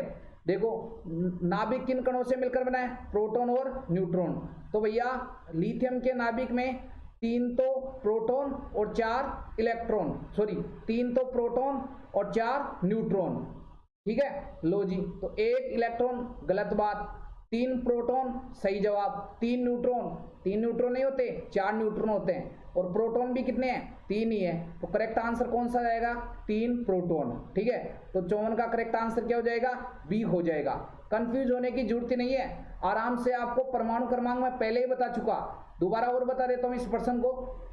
देखिए Li लिथियम 3 और 7, 3 इसका परमाणु क्रमांक है, हाइड्रोजन हीलियम और लिथियम, द्रव्यमान संख्या 7, ठीक है। एग्जाम में आपको देगा द्रव्यमान संख्या, कंफ्यूज होने की जरूरत ही नहीं है, ठीक है। लो जी, तो Z कितना हो जाएगा, Z को परमाणु क्रमांक, ठीक है, जो Z होता है वो परमाणु क्रमांक होता है, जो Z 3 हो गया, A कितना हो गया 7, द्रव्यमान संख्या हो गई, प्रोटॉन जितने परमाणु क्रमांक होते हैं प्रोटॉन, तो प्रोटॉन 3, न्यूट्रॉन क्या है, आपको न्यूट्रॉन निकालने का एक फॉर्मूला मैं पहले ही बता चुका, द्रव्यमान संख्या में से परमाणु क्रमांक घटा दो तो 7 में से 3 घटाओगे कितना आ जाएगा, 4 आ जाएगा। अब हमारे को यह पता होना चाहिए कि नाभिक 2 ही कणों से मिलकर बना है, प्रोटॉन और न्यूट्रॉन से, तो प्रोटॉन तो कितने हैं 3 और न्यूट्रॉन कितने हैं 4 हैं, कौन सा करेक्ट है, 3 प्रोटॉन है, ठीक है। लो जी, नेक्स्ट इंपोर्टेंट प्रश्न पे चलते हैं, प्रश्न संख्या 55। प्रकाश की द्वैत प्रकृति किसने प्रतिपादित की, ऑप्शन देख लेते हैं, आइंस्टीन, डी ब्रोगली, रोमर और न्यूटन। तो प्रकाश की द्वैत प्रकृति किसने प्रतिपादित की, डी ब्रोगली ने। अच्छा प्रश्न है, धमाकेदार वाला प्रश्न है, तो 55 का करेक्ट आंसर क्या हो जाएगा, बी हो जाएगा। नेक्स्ट प्रश्न संख्या, हाँ जी, प्रश्न संख्या 56, काफी इंपोर्टेंट और काफी धमाकेदार वाला प्रश्न, हाँ जी। प्रश्न संख्या 56 है, ग्लूकोमा बीमारी शरीर के किस अंग को प्रभावित करती है, ऑप्शन देख लेते हैं, छोटी आंत, यकृत, किडनी और आंख। तो ग्लूकोमा बीमारी शरीर के किस अंग को प्रभावित करती है, आंख या आई को। तो 56 का करेक्ट आंसर क्या हो जाएगा, डी हो जाएगा। अरे जैसे जो पीलिया होता है, ठीक है, पीलिया रोग में शरीर का कौन सा अंग प्रभावित होता है, यकृत या लीवर, ठीक है। ये इंपोर्टेंट प्रश्न है, ये भी प्रश्न पूछा जाता है, इसलिए मैंने आपको बता दिया है। पीलिया को इंग्लिश में बोलते हैं जॉन्डिस, ठीक है। नेक्स्ट इंपोर्टेंट प्रश्न पे चलते हैं, प्रश्न संख्या 57, हाँ जी, प्रश्न संख्या 57 है, युग्मकों की शुद्धता का नियम किसने प्रतिपादित किया, ऑप्शन देख लेते हैं, लेमार्क, डार्विन, अरस्तु और मेंडल। तो युग्मकों की शुद्धता का नियम किसने प्रतिपादित किया, काफी इंपोर्टेंट प्रश्न, मेंडल ने। तो 57 का करेक्ट आंसर क्या हो जाएगा, डी हो जाएगा। लो जी, नेक्स्ट इंपोर्टेंट प्रश्न पे चलते हैं, प्रश्न संख्या 58 सॉरी, प्रश्न संख्या 58 है, हाइड्रा में जनन का प्रकार होता है, ऑप्शन देख लेते हैं, विखंडन, पुनरुद्भवन, मुकुलन और इनमें से कोई नहीं। तो हाइड्रा में जनन का प्रकार होता है मुकुलन, बडिंग, ठीक है। तो 58 का करेक्ट आंसर क्या हो जाएगा, सी हो जाएगा। इंपोर्टेंट प्रश्न है। नेक्स्ट है प्रश्न संख्या 59, देखिए, पारिस्थितिकी तंत्र जिसको इंग्लिश में बोला जाता है इकोसिस्टम का अजैविक घटक है, एबायोटिक कंपोनेंट्स है। ऑप्शन देख लेते हैं, उत्पादक, उपभोक्ता, अपघटक और वायु। तो दोस्तों, पारिस्थितिकी तंत्र या इकोसिस्टम का अजैविक घटक, एबायोटिक कंपोनेंट कौन सा है, वायु, एयर। तो 59 का करेक्ट आंसर क्या हो जाएगा, डी हो जाएगा। अब देखो, अजैविक घटक आपको याद रखना है, एक तो वायु, एक तापमान, ठीक है, एक जल, एक प्रकाश, एक मृदा, ये सारे पारिस्थितिकी तंत्र या इकोसिस्टम के कौन से घटक हैं, अजैविक या एबायोटिक कंपोनेंट्स है। याद रख लेना भाई, वायु, तापमान, जल, प्रकाश और मृदा, ये सारे अजैविक घटक हैं। और सर जैविक घटक बायोटिक कंपोनेंट्स कौन कौन से होते हैं, तो जैसे पेड़ पौधे आ गए हैं, ठीक है, और जीव जंतु आ गए, जितने भी जीव जंतु हैं, जीवाणु वगैरह, बैक्टीरिया वगैरह, वो अपघटक में आते हैं, ठीक है। कुत्ता, बिल्ली, मनुष्य ये उपभोक्ता में, और पेड़ पौधे उत्पादक में। तो ये सारे आपको पता है किस में आते हैं, बताइए, ये जैविक घटक के अंतर्गत आते हैं। अच्छा प्रश्न है, याद रखना है। लो जी, नेक्स्ट इंपोर्टेंट प्रश्न पे चलते हैं, प्रश्न संख्या 60, ओजोन में ऑक्सीजन की परमाणुकता कितनी है, ऑप्शन देख लेते हैं, 1, 3, 2 और 4।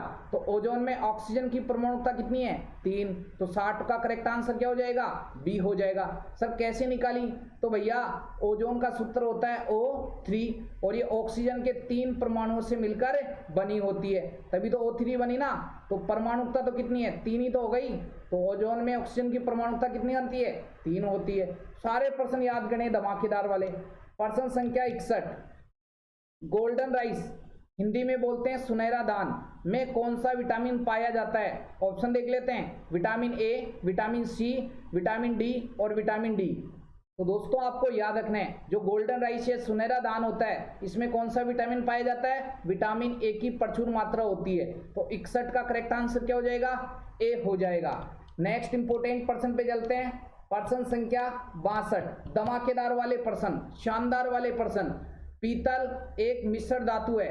सभी बच्चे जो अभी नए जुड़े हैं सबको वीडियो दोबारा से शुरू से देखना है दोस्तों, स्टार्टिंग से, क्योंकि ये ऐसे प्रश्न है जो आपकी तैयारी में 4 चांद लगाएंगे, आपका कॉन्फिडेंस बढ़ाएंगे कि हाँ साइंस में मेरे को कुछ आता है। और कॉन्फिडेंस तभी आएगा जब आप प्रश्न को हल करोगे दोस्तों। शानदार वाला प्रश्न है, पूरा इस वीडियो से आपकी साइंस का रिवीजन हो जाएगा कि किस प्रकार की आपकी तैयारी है। ठीक है, तो जो बच्चे नए जुड़े हैं चैनल पर वो चैनल को भी सब्सक्राइब कर लें, जिससे आने वाले न्यू वीडियो के बारे में आपको नोटिफिकेशन प्राप्त हो सके। शानदार वाले प्रश्न है दोस्तों। हाँ जी, तो पीतल एक मिश्र धातु है। देखिए ऑप्शन देख लेते हैं, तांबा, टिन, तांबा, जिंक, जिंक, टिन, तांबा और एल्यूमिनियम। तो देखो पीतल से आपको याद रखना है पिताजी। ठीक है, क्या याद रखना है? ट्रिक बता रहा हूं रे, पिताजी, पीतल। अब देखो ता का मतलब तांबा और जी का मतलब जिंक। ठीक है, तो आपको क्या याद रखना है कि जो पीतल है ये तांबा और जिंक से मिलकर बनी मिश्र धातु या अलॉय है। तांबे का प्रतीक Cu और जिंक का Zn। तो कौन सा करेक्ट आंसर होगा? तांबा और जिंक। ठीक है, तो 62 का करेक्ट आंसर क्या हो जाएगा? बी हो जाएगा। पीतल एक मिश्र धातु है जो तांबा और जिंक से मिलकर बनी होती है। ट्रिक याद कर लेना, पिताजी। ठीक है, नेक्स्ट इंपोर्टेंट पर्सन पे चलते हैं, पर्सन संख्या 63। हाँ जी, पर्सन संख्या 63 है, धान की खेती से कौन सी गैस निकलती है? ऑप्शन देख लेते हैं, एथेन, नाइट्रोजन, मीथेन, ऑक्सीजन। तो धान के खेती से कौन सी गैस निकलती है? मीथेन। ठीक है, तो 63 का करेक्ट आंसर क्या हो जाएगा? सी हो जाएगा। इस मीथेन को मार्स गैस भी बोला जाता है दोस्तों। क्या बोला जाता है मेरे प्यारे भावी फौजियों? Marsh gas. ठीक है, लो जी, और इसका रासायनिक सूत्र क्या होता है? CH4। इसको दलदल गैस भी बोला जाता है क्योंकि ये धान के खेतों से निकलती है। तो धान के खेतों से निकलने वाली गैस कौन सी होती है? मार्स गैस या मीथेन। ठीक है, लो जी, नेक्स्ट इंपोर्टेंट पर्सन पे चलते हैं, पर्सन संख्या 64। निम्न में से किस रोग का वाहक मच्छर नहीं है? ऑप्शन देख लेते हैं, मलेरिया, टाइफाइड, डेंगू, फीलपाव। तो देखो जो टाइफाइड होता है इस रोग का वाहक मच्छर नहीं है, ये दूषित जल और दूषित भोजन के द्वारा फैलता है। तो 64 का करेक्ट आंसर क्या हो जाएगा? बी हो जाएगा। कौन से जीवाणु या बैक्टीरिया के द्वारा? तो ये भी इंपॉर्टेंट है, साल्मोनेला टाइफी। ठीक है, साल्मोनेला टाइफी, इस बैक्टीरिया या जीवाणु के कारण कौन सा रोग फैलता है? टाइफाइड। और टाइफाइड के अंदर कौन सी आंत? छोटी आंत सर्वाधिक प्रभावित होती है, स्मॉल इंटेस्टाइन। और एक पर्सन और याद करना है, टाइफाइड के लिए कौन सा परीक्षण किया जाता है? विडाल परीक्षण किया जाता है। ठीक है, और ये किसके द्वारा फैलता है? दूषित जल और दूषित भोजन के द्वारा। सर मलेरिया का कौन सा है वाहक? मादा एनाफ्लीज मच्छर। याद करना है, मादा एनाफ्लीज मच्छर। जबकि डेंगू का मादा एडिस एजिप्टाई मच्छर, जबकि फीलपाव का एडिस या क्यूलेक्स मच्छर इस रोग के वाहक हैं। तीनों पर्सन इंपोर्टेंट है और धमाकेदार वाले हैं, याद कर लेना। ठीक है, नेक्स्ट इंपोर्टेंट पर्सन पे चलते हैं, पर्सन संख्या 65। लो जी, हाँ जी, पर्सन संख्या 65 है, प्रोड्यूसर गैस, उत्पादक गैस के मुख्य घटक हैं। ऑप्शन देख लेते हैं, nitrogen, oxygen, carbon monoxide, hydrogen, carbon dioxide, nitrogen, carbon monoxide plus nitrogen. काफी अच्छा प्रश्न है। प्रोड्यूसर गैस या उत्पादक गैस के मुख्य घटक हैं CO प्लस N2। ठीक है, बोले तो carbon monoxide plus nitrogen gas का जो मिश्रण होता है इसी को प्रोड्यूसर गैस या उत्पादक गैस कहा जाता है। तो 65 का करेक्ट आंसर क्या हो जाएगा? डी हो जाएगा। कंफ्यूज होने की जरूरत नहीं है। हाँ जी, carbon monoxide plus nitrogen gas का मिश्रण प्रोड्यूसर गैस या उत्पादक गैस कहलाती है। लो जी, नेक्स्ट इंपोर्टेंट पर्सन पे चलते हैं, पर्सन संख्या 66। हाँ जी, पर्सन संख्या 66 है, हीरे की संरचना होती है। ऑप्शन देख लेते हैं, अष्टफलकीय, षटकोणीय, वर्गाकार, चतुष्फलकीय। तो हीरे की संरचना कैसी होती है? चतुष्फलकीय। तो 66 का करेक्ट आंसर क्या हो जाएगा? डी हो जाएगा। नेक्स्ट प्रश्न संख्या 67, हाँ जी प्रश्न संख्या 67 है, निम्न में से कौन सा विटामिन प्रतिऑक्सीकारक या एंटीऑक्सीडेंट है? ऑप्शन देख लेते हैं, ए, डी, बी और सी। तो निम्न में से कौन सा विटामिन प्रतिऑक्सीकारक या एंटीऑक्सीडेंट है? याद कर लेना, दो ही विटामिन है, सी और ई, इनको बोला जाता है प्रतिऑक्सीकारक या एंटीऑक्सीडेंट विटामिन। ठीक है, तो इसमें से करेक्ट आंसर कौन सा हो जाएगा? सी हो जाएगा। तो 67 का करेक्ट आंसर क्या हो जाएगा? डी हो जाएगा। अरे प्रतिऑक्सीकारक या एंटीऑक्सीडेंट का मतलब होता है कि ये जो होते हैं ये बुढ़ापे के लक्षणों का विरोध करते हैं, इतना सा याद रख लेना सिंपल से। तो प्रतिऑक्सीकारक या एंटीऑक्सीडेंट, या एक और प्रश्न आता है, जीर्णता विरोधी विटामिन, जीर्णता विरोधी विटामिन, लो जी जीर्णता विरोधी विटामिन। ठीक है, तो जीर्णता विरोधी विटामिन या प्रतिऑक्सीकारक विटामिन या एंटीऑक्सीडेंट विटामिन कौन कौन से होते हैं? सी और ई। इंपॉर्टेंट और धमाकेदार वाला प्रश्न है। लो जी देखो, नाम से ये जीर्णता विरोधी मतलब जीर्णता को रोकने वाले विटामिन है, सी और ई। नेक्स्ट इंपॉर्टेंट प्रश्न पे चलते हैं, प्रश्न संख्या 68, हाँ जी प्रश्न संख्या 68, 68। लो जी, मिट्टी से पानी तथा खनिज लवणों का अवशोषण पादप में कौन करता है? ऑप्शन देख लेते हैं, फ्लोएम, जाइलम, दोनों, इनमें से कोई नहीं। तो मिट्टी से पानी तथा खनिज लवणों का अवशोषण पादप में कौन करता है? जाइलम करता है। तो 68 का करेक्ट आंसर क्या हो जाएगा? बी हो जाएगा। लो जी नेक्स्ट प्रश्न पे चलते हैं, प्रश्न संख्या 69, हाँ जी धमाकेदार वाले प्रश्न है सारे। निम्न में से कौन स्टेंजर गैस है? ऑप्शन देख लेते हैं, एक्सी को बोला जाता है जिनोन। ठीक है, कंफ्यूज होने की जरूरत नहीं, एक्सी का मतलब जिनोन, एचई का मतलब हीलियम। ठीक है, लोजी। नेक्स्ट एआर का मतलब आर्गन और एनई का मतलब नियोन। लोजी, हाँ जी, तो स्टेंजर गैस या अजनबी गैस किसको कहा जाता है? जिनोन को कहा जाता है। याद कर लेना, याद करने का प्रश्न है। तो 69 का करेक्ट आंसर क्या हो जाएगा? ए हो जाएगा। दोस्तों helium, neon, argon, xenon, krypton, ठीक है, क्रिप्टॉन का प्रतीक होता है क्या? रेडॉन का होता है आरएन। ये सारी अक्रिय गैसें हैं, उत्कृष्ट गैसें हैं। ठीक है, कौन कौन सी लिख देता हूं, आपको याद रखना है, हीलियम, ठीक है, नियोन, आर्गन, क्रिप्टॉन और जिनॉन और रेडॉन। ठीक है, ये सारी अक्रिय गैसें, उत्कृष्ट गैसें हैं और ये आवर्त सारणी के वर्ग संख्या 18 से संबंधित होती है, जिसको शून्य वर्ग भी कहा जाता है। 4 ऑप्शन देके आपको पूछ लेगा कि बताओ निम्न में से कौन सी अक्रिय गैस है, उत्कृष्ट गैस है। ठीक है, तो याद रखना इंपॉर्टेंट प्रश्न है, यहाँ से अच्छा प्रश्न बन सकता है एक। लो जी नेक्स्ट है प्रश्न संख्या 70। हाँ जी देखिए, रेडियस अल्ना अस्थि पाई जाती है हाथ में, पैर में, खोपड़ी में, पीठ या बैकबोन में। तो ये रेडियस अल्ना अस्थि कहाँ पाई जाती है? हाथ में पाई जाती है। लो जी, जैसे ये आपका कंधा है, ठीक है, लो जी ये मुंडी है और ये कंधा है, और कंधे से ये हाथ निकाल देता हूं मैं। ठीक है, ये जॉइंट आ गया, फिर ये यहाँ 2 हड्डियां होती है इसमें, ठीक है, और फिर ये आपकी फिंगर आ गई। लो जी, तो यहाँ जो जॉइंट, इसको बोलते हैं अपर आर्म, ऊपरी भुजा, इसको बोलते हैं लोअर आर्म, निचली भुजा। तो इस निचली भुजा में 2 हड्डियां पाई जाती है, रेडियस और अल्ना। और ये जो हाथ वाली ऊपर वाली है, इसको बोला जाता है हुमर्स। तो हुमर्स, रेडियस, अल्ना, ये कहाँ की अस्थियां हैं? कहाँ की बोन्स हैं? हाथ की हैं। ठीक है, पैर में आ जाएगी टिबिया, फिबुला, पटेला, ये पैर की हड्डियां हैं। ठीक है, तो ये अच्छा प्रश्न है, ऐसे प्रश्न पूछे जा सकते हैं। तो 70 का करेक्ट आंसर क्या हो जाएगा? 1 हो जाएगा। लो जी नेक्स्ट इंपोर्टेंट प्रश्न पे चलते हैं, प्रश्न संख्या, हाँ जी 71।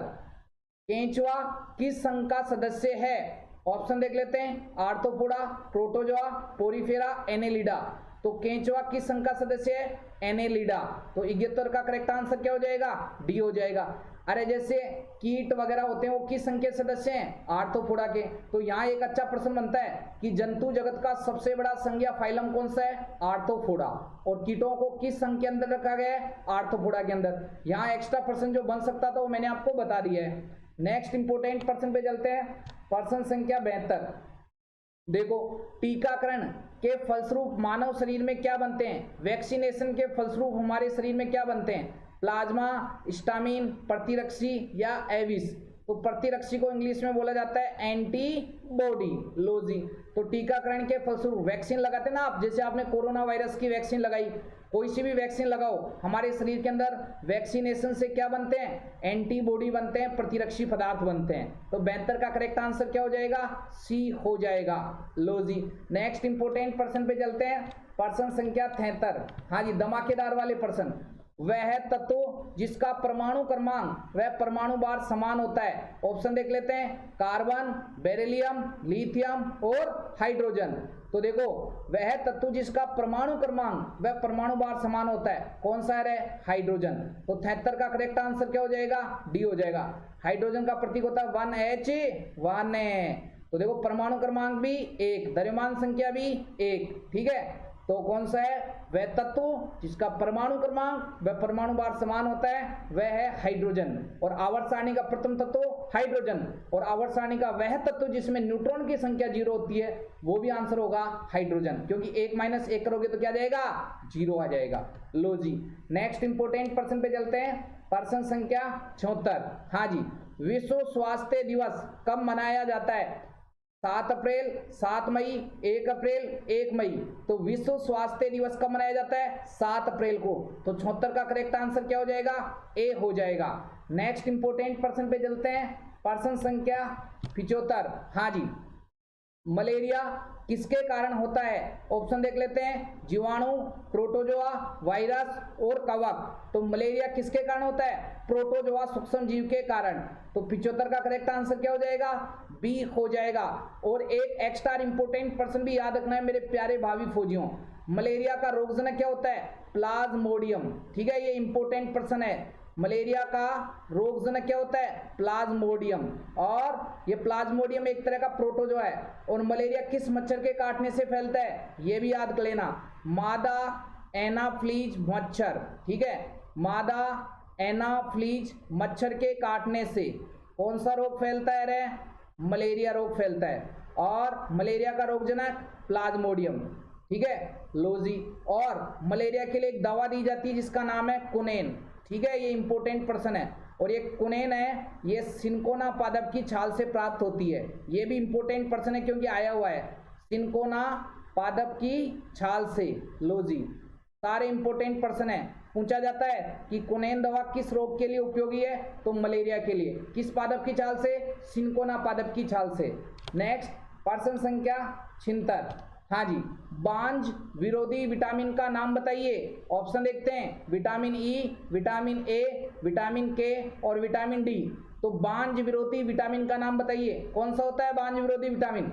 विटामिन ई को बांझ विरोधी विटामिन भी कहा जाता है, ठीक है। तो 76 का करेक्ट आंसर क्या हो जाएगा, ए हो जाएगा, ठीक है। और विटामिन ई का रासायनिक नाम क्या होता है, टोकोफेरोल, ठीक है, ये इंपोर्टेंट पर्सन है। विटामिन ई का रासायनिक नाम टोकोफेरोल। नेक्स्ट पर्सन संख्या 77। हाँ जी, धमाकेदार वाले पर्सन है सारे। पर्सन संख्या 77 है, कार्य बल और विस्थापन के बीच का संबंध बताइए। ऑप्शन लिखते हैं, W बराबर F इंटू एस, W बराबर F बटा एस, W बराबर F माइनस एस, W बराबर F प्लस एस। तो कार्य होता है, कार्य बराबर बल इंटू विस्थापन, ठीक है, बल इंटू विस्थापन। लो जी, तो क्या W बराबर F इंटू एस, ठीक है। तो कौन सा करेक्ट आंसर हो जाएगा, ए हो जाएगा। तो 77 का करेक्ट आंसर क्या हो जाएगा दोस्तों, ए हो जाएगा। नेक्स्ट इंपोर्टेंट पर्सन पे चलते हैं, पर्सन संख्या 78। देखो, अच्छा पर्सन है। कौन सा रसायन पौधों से प्राप्त होता है, कुनेन, एस्पिरिन, इंसुलिन, इनमें से कोई नहीं। तो कौन सा रसायन पौधों से प्राप्त होता है, अभी बताया था कुनेन, ठीक है। और ये मलेरिया के लिए काम में आने वाली दवा है जो सिनकोना पादप की छाल से प्राप्त होती है। तो 78 का करेक्ट आंसर क्या हो जाएगा, ए हो जाएगा। और ये इंसुलिन हार्मोन है, ये अग्नाशय या पेंक्रियाज ग्लैंड के द्वारा स्रावित होता है, ये भी इंपोर्टेंट पर्सन है। और इस इंसुलिन हार्मोन की कमी से मधुमेह, डायबिटीज या शुगर नामक रोग हो जाता है, ठीक है। ये पर्सन आया हुआ है कि इंसुलिन हार्मोन किससे प्राप्त होता है, अग्नाशय या पेंक्रियाज के द्वारा। नेक्स्ट इंपोर्टेंट पर्सन संख्या 79। हाँ जी, देखिए, सीस्मोग्राफ से क्या मापा जाता है। ऑप्शन देख लेते हैं, हवा की गति, बारिश, भूकंप, इनमें से कोई नहीं। तो सीस्मोग्राफ से क्या मापा जाता है? भूकंप। तो 79 का करेक्ट आंसर क्या हो जाएगा? सी हो जाएगा। नेक्स्ट इंपोर्टेंट पर्सन पे चलते हैं। पर्सन संख्या 80 बोले तो 80। हाँ जी, कौन सी गैस सोडा को तैयार करने में इस्तेमाल की जाती है? ऑप्शन देख लेते हैं। Sulphur, carbon dioxide, carbon monoxide और कार्बन। तो कौन सी गैस सोडा को तैयार करने में इस्तेमाल की जाती है? Carbon dioxide. तो 80 का करेक्ट आंसर क्या हो जाएगा? बी हो जाएगा। कार्बन डाइऑक्साइड का रासायनिक सूत्र CO2। ठीक है, लो जी। नेक्स्ट पर्सन संख्या 81। हाँ जी, देखिए धमाकेदार वाला प्रश्न। इनमें से कौन सी एक अदिश राशि है? ऑप्शन देख लेते हैं। गति, बल, त्वरण, इनमें से कोई नहीं। तो दोस्तों आपको याद रखना है, देखिए गति, बल और त्वरण, ये तीनों सदिश राशियां हैं। तो इनमें से अदिश राशि कोई नहीं है। तो करेक्ट आंसर क्या होगा? डी। 81 का करेक्ट आंसर होगा डी, इनमें से कोई नहीं। क्योंकि गति, बल और त्वरण ये तीनों सदिश राशियों के उदाहरण हैं। ठीक है, लो जी। नेक्स्ट इंपोर्टेंट पर्सन पे चलते हैं। पर्सन संख्या 82 82। हाँ जी, हीमोग्लोबिन का मुख्य घटक है। ऑप्शन देख लेते हैं। प्रोटीन, लोहा, मोटापा, इनमें से कोई नहीं। शानदार वाला प्रश्न। हीमोग्लोबिन का मुख्य घटक क्या है? लोहा। ठीक है, आयरन। लो जी, तो 82 का करेक्ट आंसर क्या हो जाएगा? बी हो जाएगा। ठीक है, नेक्स्ट इंपोर्टेंट पर्सन पे चलते हैं। पर्सन संख्या 83। हाँ जी, 83। एक जीव की संरचनात्मक और कार्यात्मक इकाई को क्या कहा जाता है? उत्तक, कोशिका, अंग, अंग प्रणाली। तो एक जीव की संरचनात्मक और कार्यात्मक इकाई को क्या कहा जाता है? कोशिका। ठीक है, स्ट्रक्चरल और फंक्शन यूनिट कौन सी होती है? कोशिका या सेल को बोला जाता है ना। बोला जाता है कि सजीवों की संरचनात्मक व क्रियात्मक इकाई किसको कहा जाता है? कोशिका या सेल को कहा जाता है। ठीक है, तो 83 का करेक्ट आंसर क्या हो जाएगा? बी हो जाएगा। इंपोर्टेंट पर्सन है। नेक्स्ट पर्सन संख्या, हाँ जी, देखिए धमाकेदार वाले पर्सन संख्या 84। पित्रस का निर्माण किसमें होता है? बाइल जूस का निर्माण किसमें होता है? फटाफट बता दो। दिल, गुर्दा, फेफड़े और जिगर। तो पित्रस का निर्माण किसमें होता है? जिगर में, जिसको क्या बोला जाता है? लीवर भी बोला जाता है। इंपोर्टेंट पर्सन है। ठीक है, तो 84 का करेक्ट आंसर क्या हो जाएगा? डी हो जाएगा। लो जी, नेक्स्ट इंपोर्टेंट पर्सन पे चलते हैं। पर्सन संख्या 85। हाँ जी, देखिए किन गैसों की उपस्थिति के कारण अम्ल वर्षा होती है? ऑप्शन देख लेते हैं। NO2 SO2, CO CO2, O3 O2, NH3 और SO2। तो दोस्तों आपको याद रखना है कि NO2 और SO2, ठीक है, सल्फर डाइऑक्साइड और नाइट्रोजन ऑक्साइड, इन ऑक्साइड के कारण कौन सी वर्षा होती है? एसिड रेन या अम्लीय वर्षा। तो NO2 और SO2 के कारण अम्लीय वर्षा होती है। ठीक है, तो 85 का करेक्ट आंसर क्या हो जाएगा? ए हो जाएगा। ठीक है, और एसिड रेन या अम्लीय वर्षा का पीएच मान 5.5 से कम। यह प्रश्न भी आया हुआ है कि एसिड रेन या अम्लीय वर्षा का पीएच मान कितना होता है? 5.5 से कम। ठीक है, और NO2 और SO2 के कारण क्या होती है? एसिड रेन या अम्लीय वर्षा। नेक्स्ट इंपोर्टेंट पर्सन पे चलते हैं। पर्सन संख्या, हाँ जी, पर्सन संख्या 86 विद्युत धारा किससे मापा जाता है? ऑप्शन देख लेते हैं। वोल्टमीटर, एमीटर, एनीमोमीटर, इनमें से कोई नहीं। तो विद्युत धारा किससे मापा जाता है? एमीटर से। तो 86 का करेक्ट आंसर क्या हो जाएगा? बी हो जाएगा। नेक्स्ट इंपोर्टेंट पर्सन पे चलते हैं। पर्सन संख्या 87। हाँ जी, धमाकेदार वाले पर्सन है दोस्तों सारी। प्राथमिक रंग है, ऑप्शन देखते हैं। लाल, नीला, हरा, नारंगी, नीला, पीला, लाल, नीला, पीला, इनमें से कोई नहीं। तो देखिए इसकी ट्रिक है प्राथमिक रंग, प्राइमरी कलर रंग याद करने की ट्रिक है नीला। कौन कौन सा क्या बताया रहा है? ट्रिक बताइए। हनीला, हरा, ठीक है, और नी का मतलब नीला और ला का मतलब लाल। तो प्राथमिक रंग 3 है, कौन कौन से? हरा, नीला और लाल। तो करेक्ट आंसर को कौन सा होगा बताइए? हाँ जी, लो जी, लाल, नीला और हरा। ठीक है, यही है ना? लो जी, तो 87 का करेक्ट आंसर क्या हो जाएगा? ए हो जाएगा। ट्रिक याद रखने की जरूरत है। हनीला, हरा, नीला और लाल। लो जी, नेक्स्ट इंपोर्टेंट पर्सन पे चलते हैं। पर्सन संख्या 88 धमाकेदार वाले प्रश्न। हाँ जी, निम्न में से कौन सा अंग कोशिका का शक्ति गृह कहलाता है? पावर हाउस ऑफ सेल किसको कहा जाता है? राइबोसोम, माइटोकॉन्ड्रिया, लाइसोसोम, इनमें से कोई नहीं। तो दोस्तों आपको याद रखना है, कोशिका का शक्ति गृह या पावर हाउस ऑफ सेल या कोशिका का बिजली घर किसको कहा जाता है? माइटोकॉन्ड्रिया को कहा जाता है। तो 88 का करेक्ट आंसर क्या हो जाएगा? बी हो जाएगा।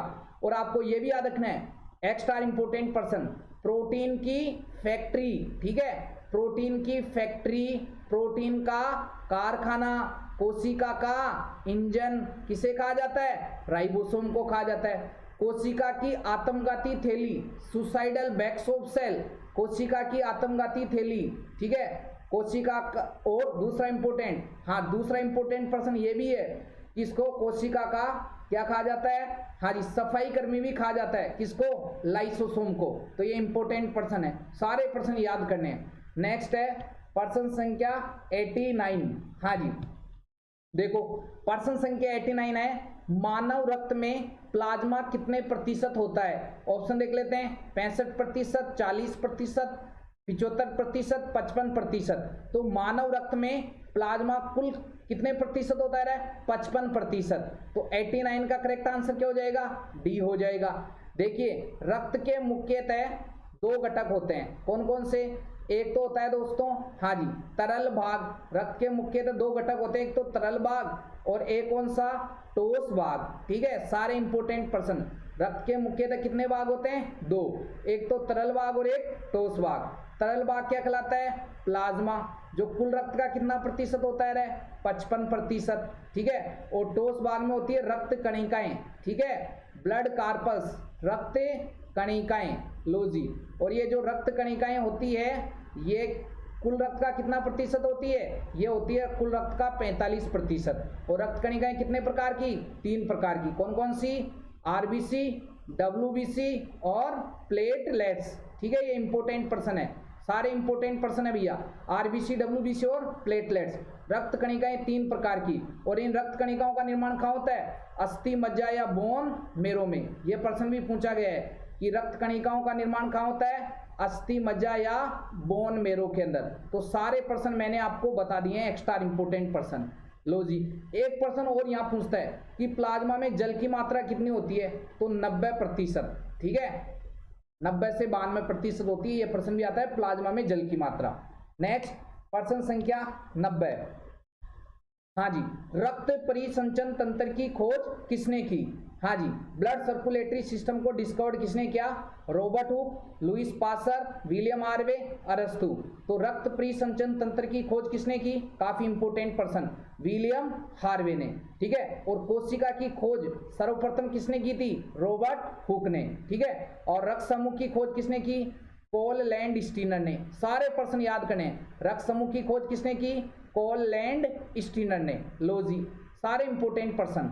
नेक्स्ट पर्सन संख्या 91। लो जी, पर्सन संख्या 91 है, प्लेग बीमारी किससे फैलती है? मक्खी, मच्छर, कुत्ता, चूहा। तो प्लेग बीमारी किससे फैलती है? चूहों से। तो 91 का करेक्ट आंसर क्या हो जाएगा? डी हो जाएगा। नेक्स्ट इंपोर्टेंट पर्सन पे चलते हैं, पर्सन संख्या 92। हाँ जी, धमाकेदार वाले पर्सन। पर्सन संख्या 92 है, खट्टे फलों में कौन सा विटामिन होता है?